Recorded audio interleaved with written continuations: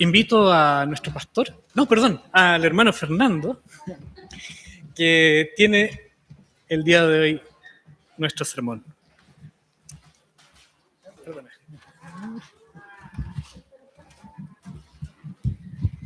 Si fuera por mí, amén, pastor, venga. El Señor tenga misericordia de ustedes, queridos hermanos, que me van a escuchar el día de hoy, pero no yo, que el Señor hable hoy día a todos nosotros. Bien, mis hermanos, vamos a meditar en la palabra del Señor. Ya hemos leído todos juntos el texto que está ahí en Juan, capítulo 1, versículos 35 al 51. Vamos a rogar al Señor que nos dirija para que en esta mañana podamos recibir de Él su palabra. Oremos. Padre Celestial, te damos gracias una vez más, porque tú nos has traído hasta acá. Consciente o inconscientemente, Señor, hemos llegado a tu casa con hambre de ti, de tu palabra, de conocerte. Y sabemos, Señor, que tu palabra no vuelve a ti vacía, sino que hace lo que tú quieres. Y en esa confianza, con esa promesa que tú has hecho, te rogamos, Señor, que toques el corazón de cada uno de nosotros para que tu evangelio haga vida en nosotros y que podamos, Señor, ser verdaderos discípulos de Jesús. En el nombre de Jesucristo lo rogamos. Amén. Quisiera invitar a mis hermanos a que recordemos cuál es el propósito del apóstol Juan al escribir su evangelio. Yo creo que no debemos perder de vista, porque semana a semana estamos estudiando el libro de Juan, pero no olvidemos el propósito que tiene Juan cuando escribe, porque al tener presente el propósito que él mismo declara en el capítulo 20, versículo 31 de su evangelio, al tener presente vamos a entender con mayor profundidad cada uno de los pasajes que estamos leyendo, especialmente el de hoy, que pareciera ser un relato bastante sencillo, pero no lo es tanto y tiene implicancias muy profundas para todos nosotros. El propósito de Juan al escribir este evangelio dice: estas se han escrito, las que él registra en este evangelio, para que crean que Jesús es el Cristo, el Hijo de Dios, y no solo para eso, sino que para que creyendo tengan vida en su nombre. Hay una transición aquí interesante que podemos observar en el capítulo 1, donde hasta los versículos anteriores aparece un protagonista de ese relato, obviamente junto con Jesús, que es el principal, pero aparece ahí Juan el Bautista. Juan el Bautista, un día antes de lo que ya hemos leído hoy día, tuvo un encuentro con Jesús y anuncia que Él es el Cordero de Dios que quita el pecado del mundo y da testimonio de que Él va a bautizar con el Espíritu Santo. Eso vimos hasta la semana anterior. Pero aquí hay una transición interesante. Aquí Juan empieza a desaparecer de la escena y empieza a emerger Jesús y cómo Él empieza a llamar a sus primeros discípulos. De hecho, Juan tiene discípulos, como era la costumbre en la época y también en el Antiguo Testamento, la época de los profetas. Habían casa de profetas, donde los profetas enseñaban a sus discípulos acerca de la palabra del Señor. Juan tenía sus discípulos también, que le seguían, estaban con él, lo acompañaban, seguramente le asistían en el momento de los bautismos que él realizaba. Y eso nos muestra del oficio, del ministerio profético que está teniendo también Juan. Pero nuevamente Juan el Bautista aquí pone la atención no en sí mismo, no en su ministerio, sino en aquel para el cual él fue llamado a preparar camino, Jesucristo. Y tenemos aquí el texto en el versículo 35 que dice: el siguiente día, después del bautismo de Jesús, después de que Juan declaró que era el Hijo de Dios, el Cordero de Dios que quita el pecado del mundo, al siguiente día, dice el texto, sus discípulos, estando con él, 2 de ellos, se les presentó también a Jesús. Este relato que tenemos entre el versículo 35 al 51 son 2 días, una secuencia de 2 días. El primer día del 35 al 42, que podría ser la mañana y la tarde de ese día, un día largo, y el segundo día, que parte en el versículo 43. Y es interesante porque el capítulo 2 parte con el tercer día, ahí en las bodas de Caná. Eso es lo que vamos a estudiar esta semana. Así que, recordando el propósito de Juan, de que su evangelio no es otro que conozcamos quién verdaderamente es Jesús, creamos quién es Él, el Hijo de Dios, y creyendo tengamos vida, Juan no se preocupa de entregar muchos detalles en estos relatos. Pero, sin embargo, nos entrega para nuestra edificación algunas enseñanzas, algunos principios, quiera el Señor que lo podamos aplicar también en nuestra vida. Veamos qué pasa en el primer día, versículos 35 al 39. Dice así el texto: el siguiente día, otra vez estaba Juan y 2 de sus discípulos. Y mirando a Jesús, que andaba por allí, dijo: he aquí el Cordero de Dios. Le oyeron hablar los 2 discípulos y siguieron a Jesús. Y volviéndose Jesús y viendo que lo seguían, les dijo: ¿qué buscan?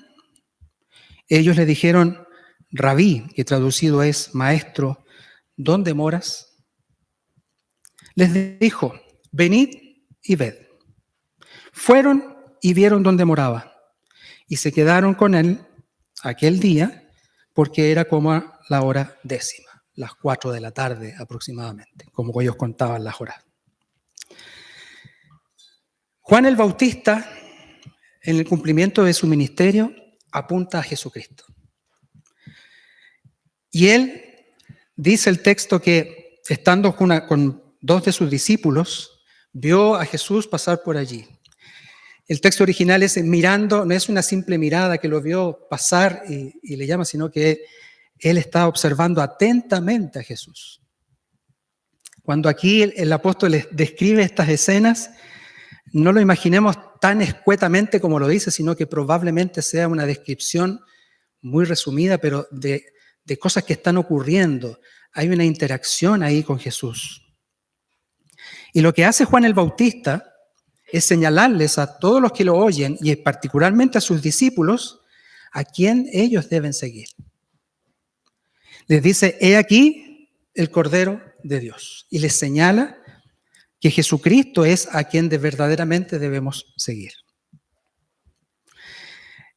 Oyendo los discípulos de Juan lo que dice Juan respecto de Jesús, dice el texto, le siguieron.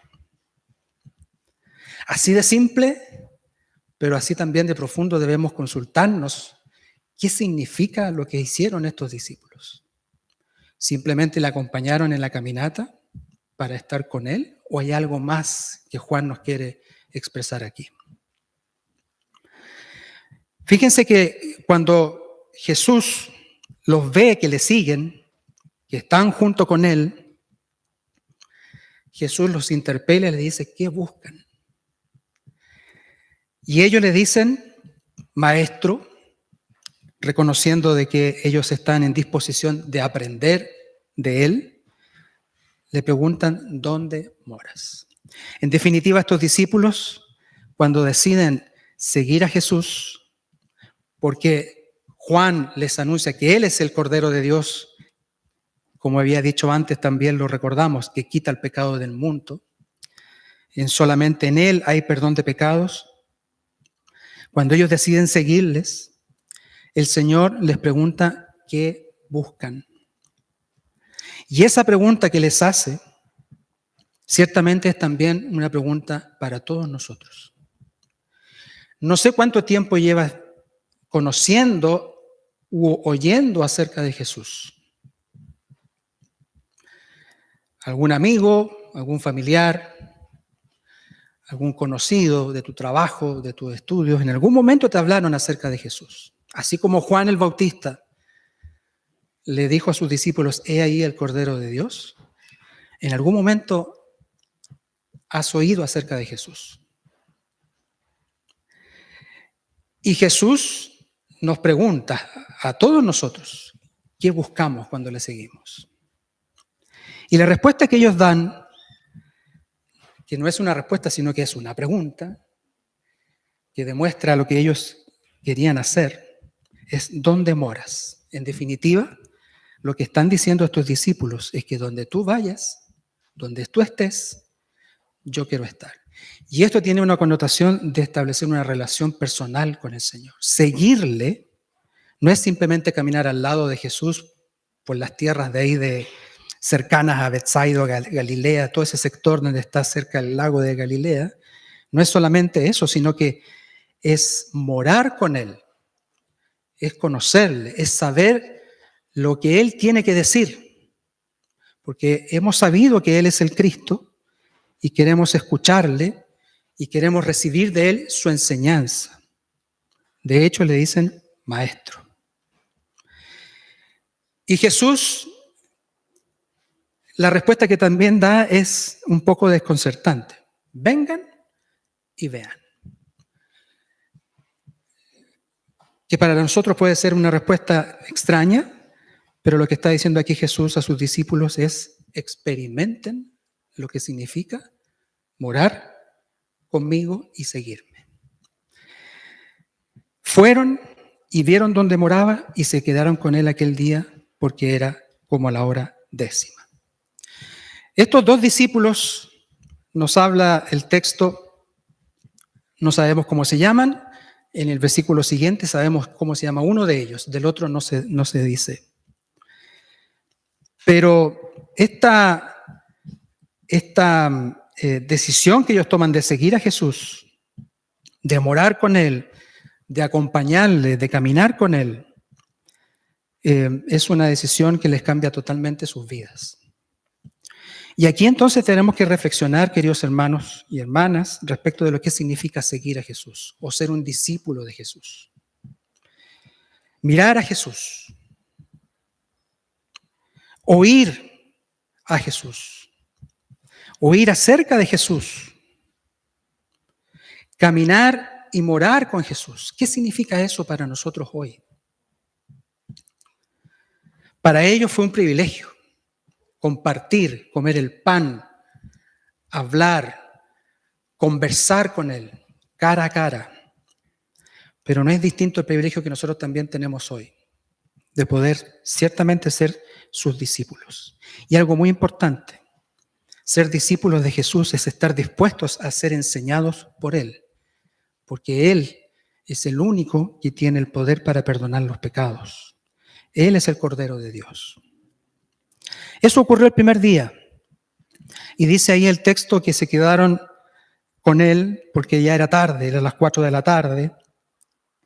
Y uno de ellos, y aquí vemos lo que continúa el relato del versículo 40 al 42, que se llama Andrés, que ahí Juan se adelanta, dice, este Andrés, hermano de Simón Pedro, dice que uno de los dos que siguieron a Jesús y que habían oído acerca de Jesús, él fue y le dijo a su hermano, que se llama Simón, que habían hallado al Mesías. Dice el versículo 40 al 42. Andrés, hermano de Simón Pedro, era uno de los dos que habían oído de Juan y habían seguido a Jesús.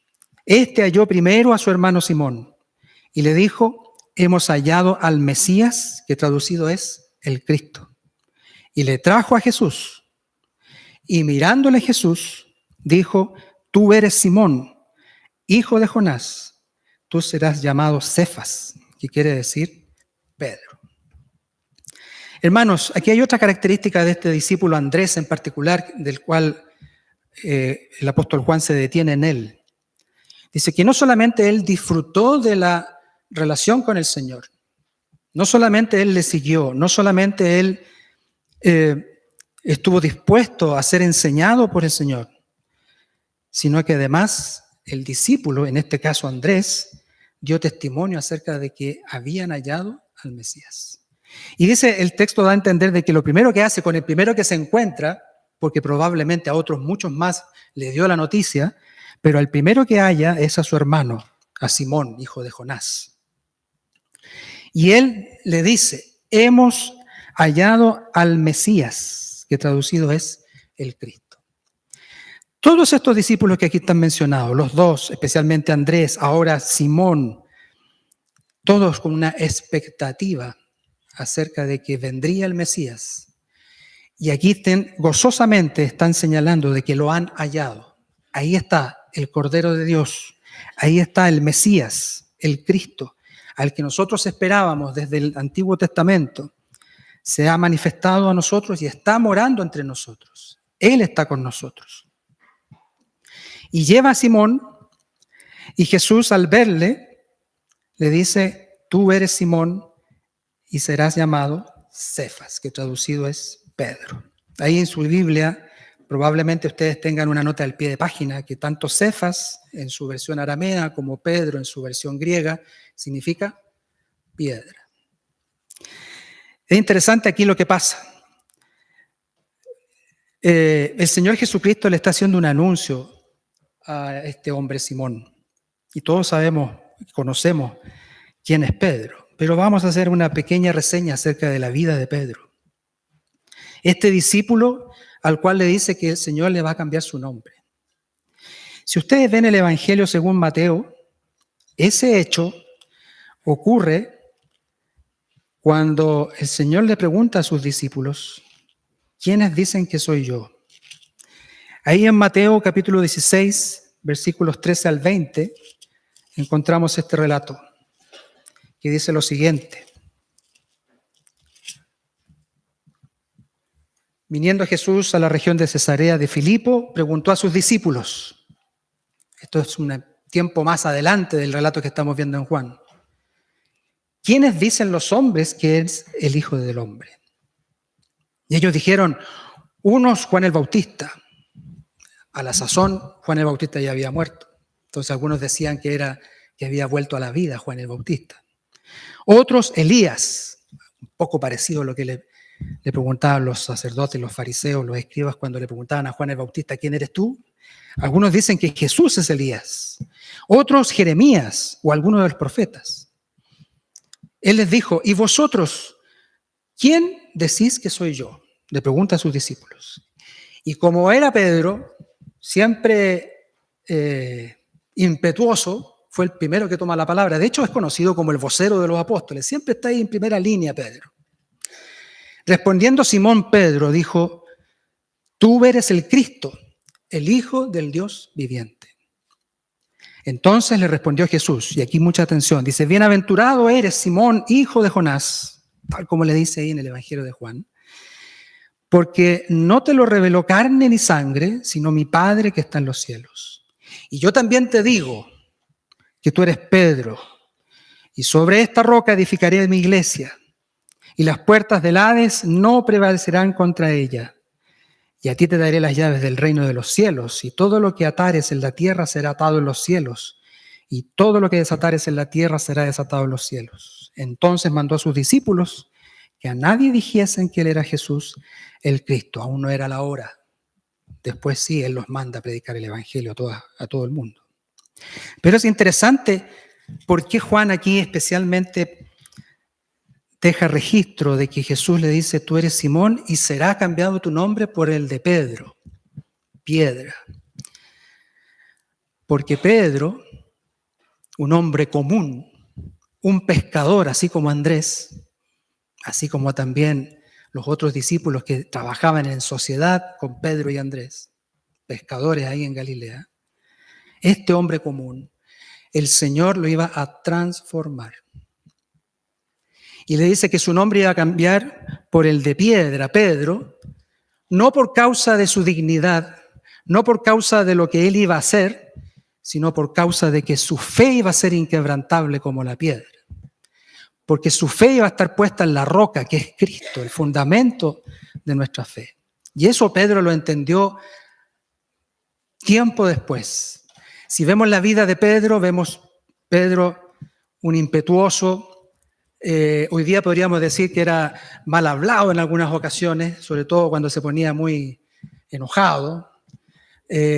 Recuerden que cuando antes de que el Señor fuera entregado, él le decía: Señor, yo voy hasta la muerte contigo, no permitiré que tú mueras.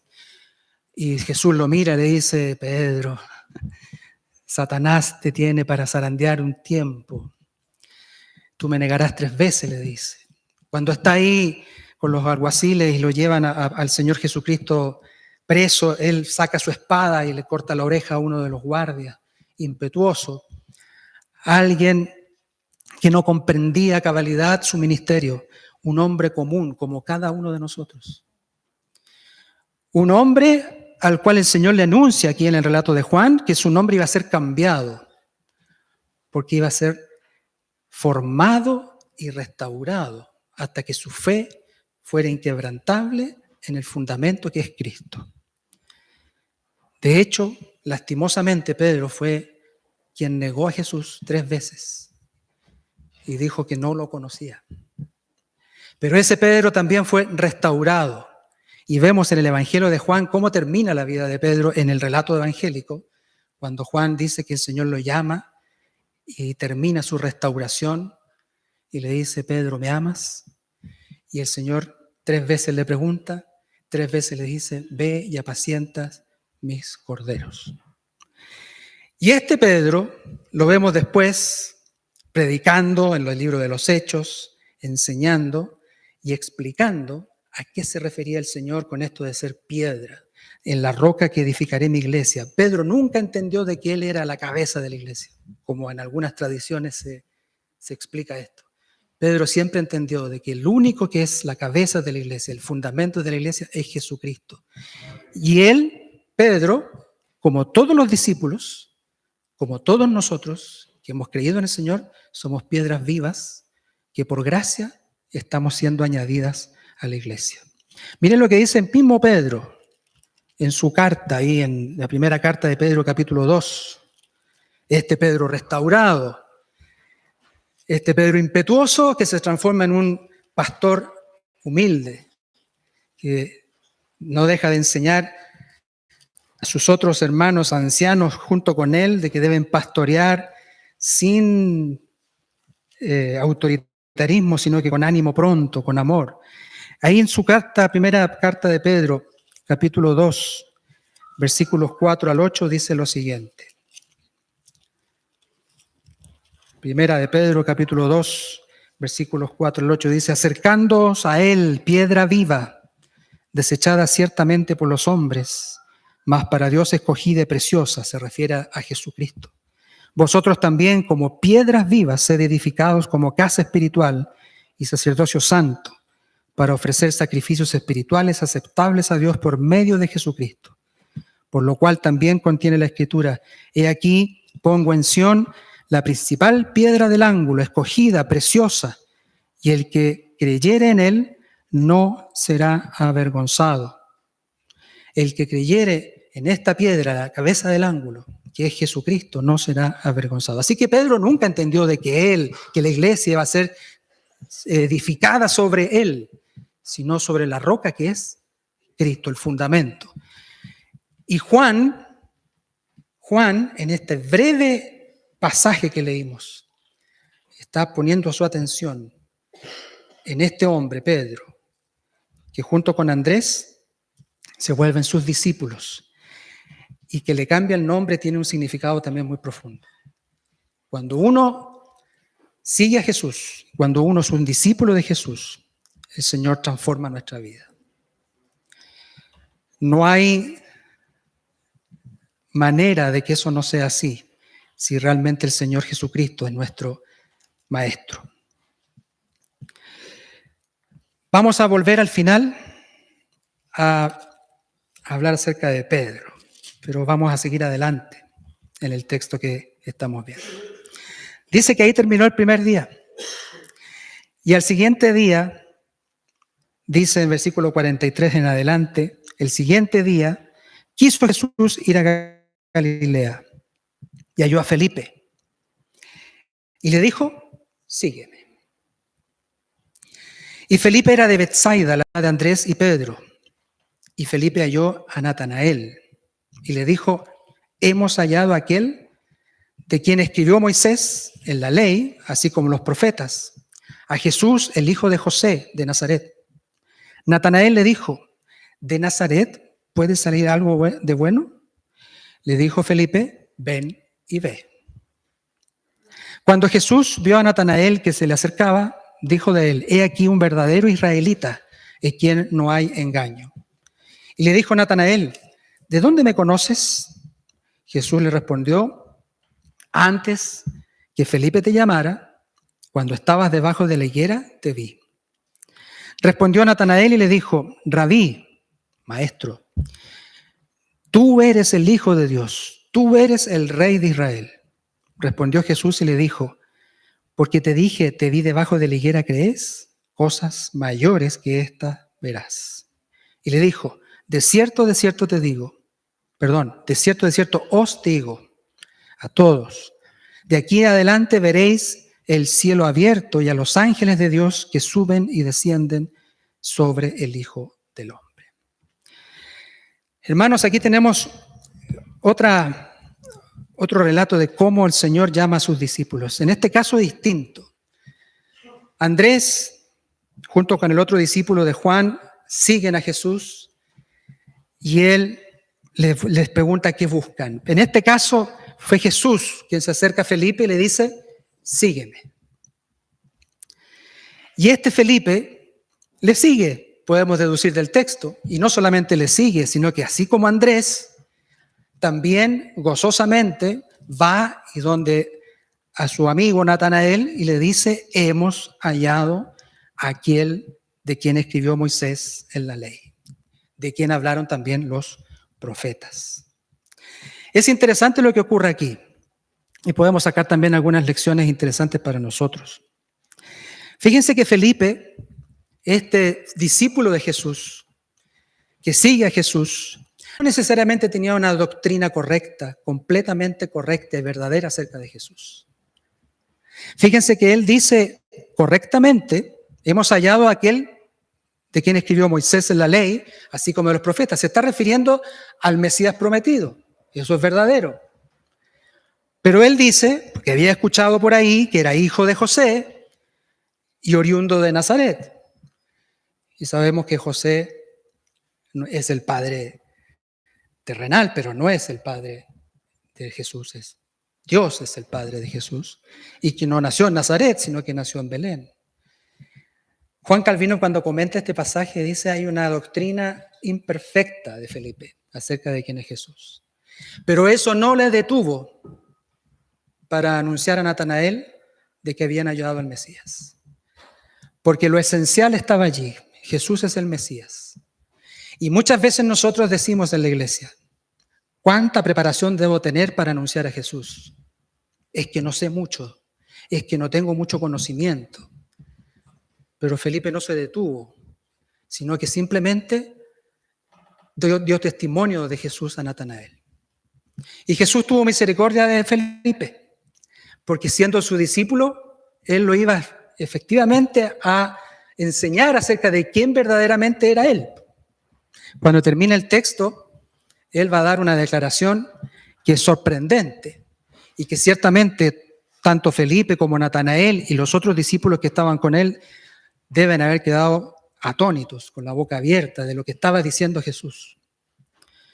Jesús no solamente era aquel hombre que había sido anunciado en el Antiguo Testamento, no era precisamente un hijo natural de José, sino que Él es el Hijo de Dios. Él es el Mesías y es el único camino al Padre. Y ese es lo que Jesús, al recibir este discípulo Felipe, junto con Natanael, él les va a enseñar. Lo otro que podemos ver aquí es que Natanael, un judío preocupado, ¿cierto?, de las Escrituras, cuando Felipe le dice que viene de Nazaret, el Señor Natanael dice con toda verdad, con toda justicia, dice, ¿de Nazaret puede salir algo de bueno? ¿Por qué dice esto Natanael? Primeramente porque en las profecías del Antiguo Testamento nada se refiere a Nazaret.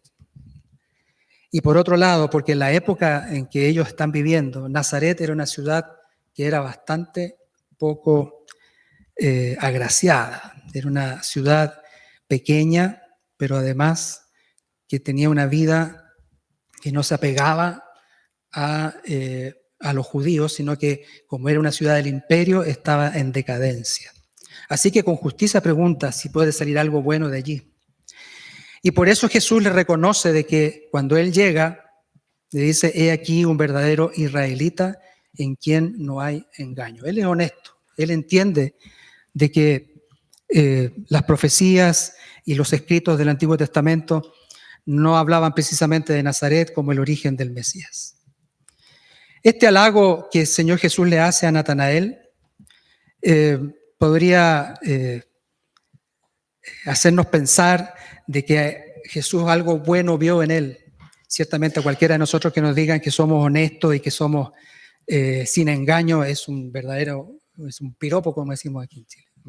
Nos sentiríamos con el pecho inflado. Pero la verdad es que lo que está diciendo Jesús es que él era un celoso judío, conocedor de la ley, conocedor de su religión, pero no necesariamente él había entendido de lo que significaba el cumplimiento de la promesa y la venida del Mesías. De hecho, Natanael, cuando sabe que el Señor Jesucristo sobrenaturalmente le conocía antes de que él hubiese hablado con él, reconoce que él es el Hijo de Dios y el Rey de Israel. Y aquí hay una conversación que Juan no nos da todos los detalles, pero que podemos, a partir de lo que está registrado en el texto, es de que Natanael tiene en mente cosas que están escritas a los padres, a los antepasados de Israel, a los patriarcas de Israel, que él está consciente de que esas promesas habían de cumplirse en algún momento. Y esas promesas dadas a los patriarcas, a Abraham, a Isaac y a Jacob en particular, son las que le permiten a Natanael, al reconocer por la gracia de Dios que obra en el corazón de él, reconocer a Jesús como el Hijo de Dios, le agrega, tú eres el Rey de Israel, aquel que ha sido anunciado desde la antigüedad. Y aquí Jesús le hace la declaración en la cual nos vamos a detener para terminar este mensaje. Le hace esta declaración de que cosas mayores verás. Y les dice, de aquí adelante veréis el cielo abierto y a los ángeles de Dios que suben y descienden sobre el Hijo del Hombre. Déjenme invitarles a leer en Génesis, capítulo 28. Busque ahí en Génesis, capítulo 28.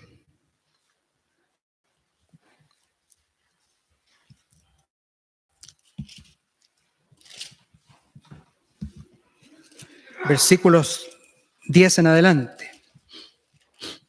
Aquí encontramos el relato de Jacob. ¿Quién era Jacob? Hijo de Isaac, hermano de Esaú. ¿Ustedes se acuerdan la historia de la primogenitura? Le compró la primogenitura a Esaú con un plato de lentejas. Después, en confabulación con su madre, ¿cierto? Se hace pasar por Esaú y le roba la bendición a Isaac.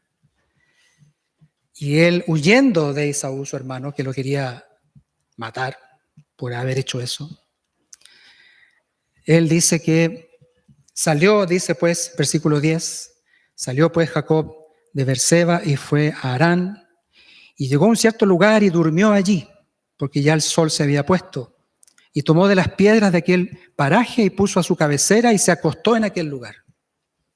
Y soñó, y aquí una escalera que estaba apoyada en tierra, y su extremo tocaba en el cielo, y aquí los ángeles de Dios que subían y descendían por ella. Y aquí Jehová estaba en lo alto de ella, el cual dijo: yo soy Jehová, el Dios de Abraham tu padre, y el Dios de Isaac. La tierra en que estás acostado te la daré a ti y a tu descendencia. Será tu descendencia como el polvo de la tierra, y te extenderás al occidente, al oriente, al norte y al sur. Importante, todas las familias de la tierra serán benditas en ti y en tu simiente. He aquí yo estoy contigo y te guardaré por donde quieras que fueres. Y volveré a traerte a esta tierra, porque no te dejaré hasta que haya hecho lo que te he dicho. Y despertó Jacob de su sueño y dijo: ciertamente Jehová está en este lugar, y yo no lo sabía. Y tuvo miedo y dijo: cuán terrible es este lugar. No es otra cosa que casa de Dios y puerta del cielo. Y se levantó Jacob de mañana y tomó la piedra que había puesto de cabecera y la alzó por señal y derramó aceite encima de ella. Y llamó el nombre de aquel lugar Betel, aunque Luz en el nombre de la ciudad primero.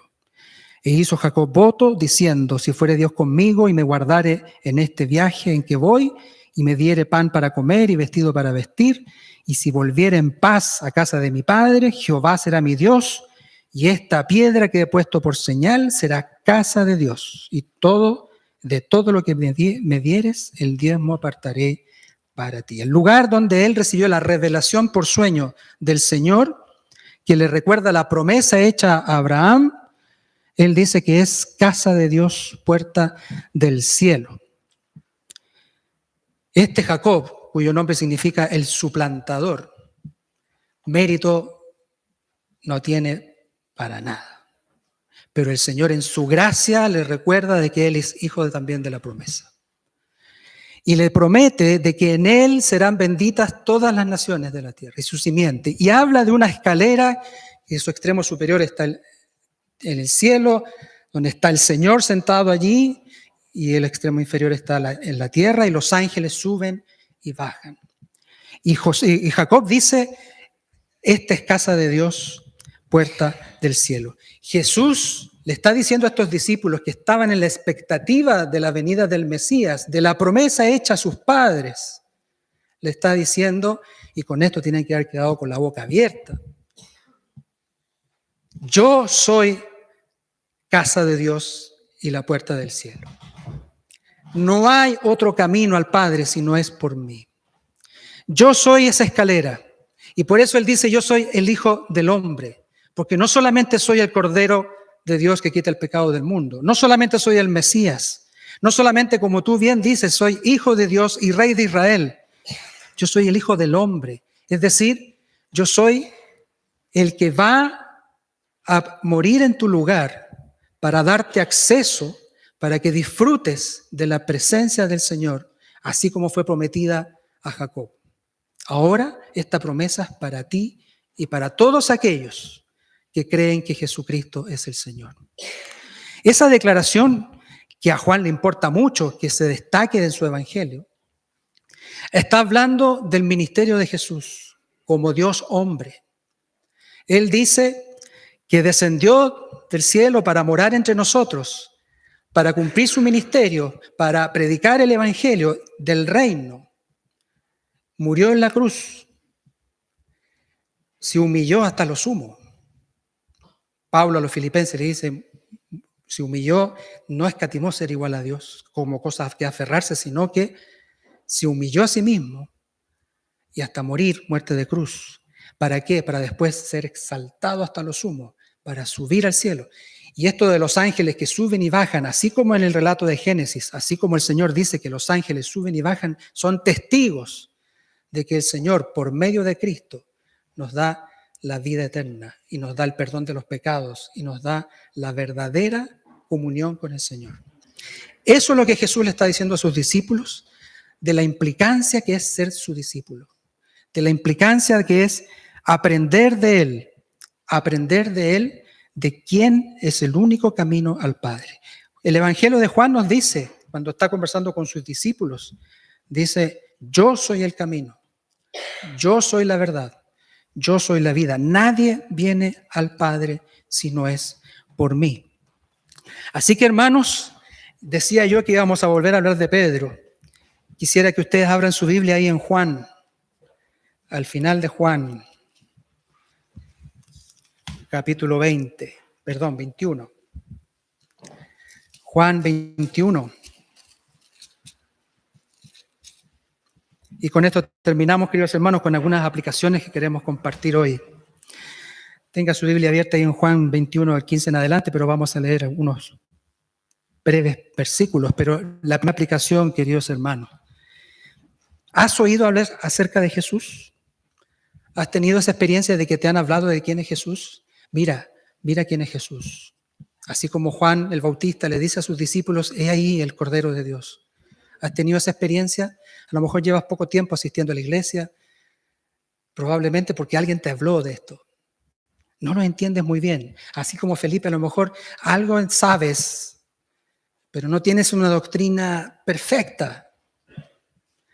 Pero al Señor no le importa aquello, le importa que tú vengas a Él. ¿Qué estás buscando cuando dices voy a ver? Jesús es súper práctico. Ven y ve. No le anda vendiendo pomadas, no le anda diciendo mira, cómo aplaudir con una mano, como los grandes gurúes. No, ven y experiméntame. Eso es lo que el Señor está invitándote cuando tú decides seguir a Jesús. Dice, ven y ve.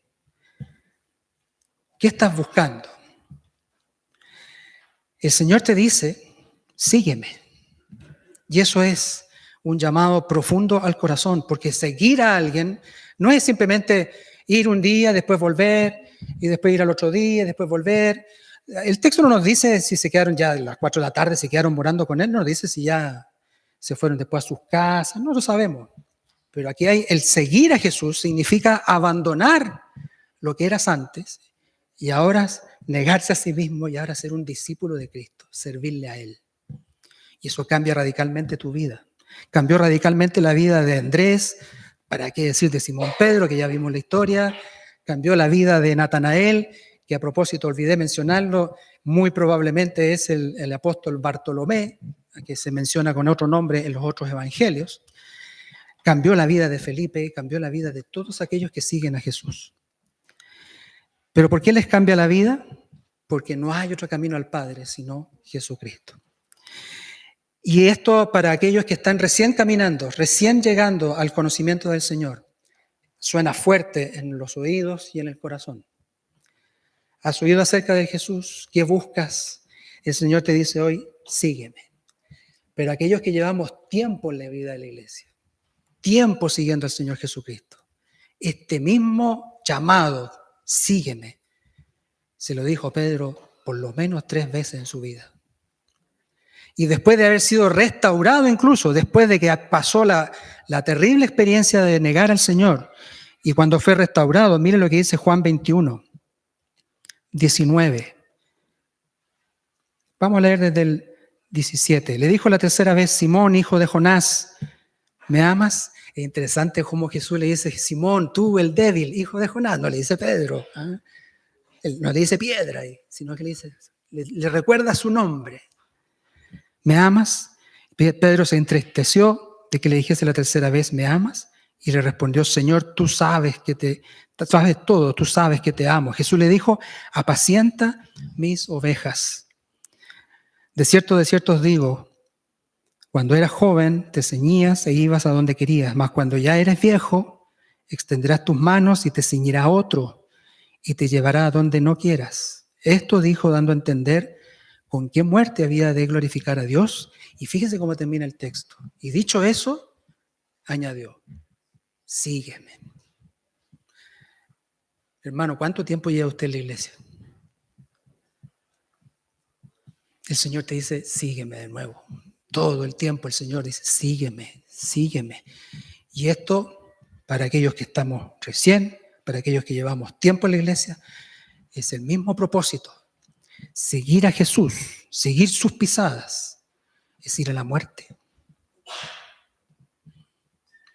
Morir al pecado, vivir para Dios, es negarse a sí mismo, es entregarse plenamente al Señor. Pedro ya estaba siendo restaurado y le dijo, sígueme. ¿Y cuál es el testimonio de Pedro? Predicando ahí en el libro de los Hechos. No hay otro nombre bajo el cielo dado a los hombres en el que podamos ser salvos. Ahí apareció Pedro, la piedra, que no es más que una piedra viva puesta en el cimiento, que es el fundamento, que es Jesucristo. Hermanos, ¿qué es ser discípulo de Jesús? El ser discípulos de Jesús es morir para nosotros y creer, vivir y experimentar a Cristo como el camino único al Padre. ¿Quieres ser discípulo de Jesús? Oremos. Padre, te damos gracias por tu palabra. Te damos gracias por tu gracia, porque fuiste misericordioso con Jacob, un hombre malo, un hombre común, mentiroso, así como también lo somos nosotros. Fuiste misericordioso con Andrés, con Simón Pedro, con Natanael, un religioso, con Felipe, y con tantos otros, Señor, que tenemos en tu palabra. Hombres simples, sencillos, que no tenemos nada que entregarte, Señor. Sin embargo, por tu gracia, tú nos llamas y nos haces tus discípulos. Gracias te damos por ello.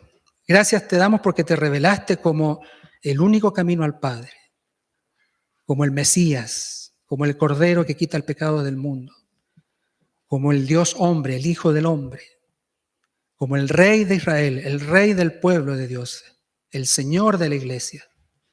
Gracias te damos por ello. Y te rogamos, Señor, que nos des valentía, coraje para seguirte y que no tengamos temor de dar testimonio a otros de quién eres verdaderamente tú.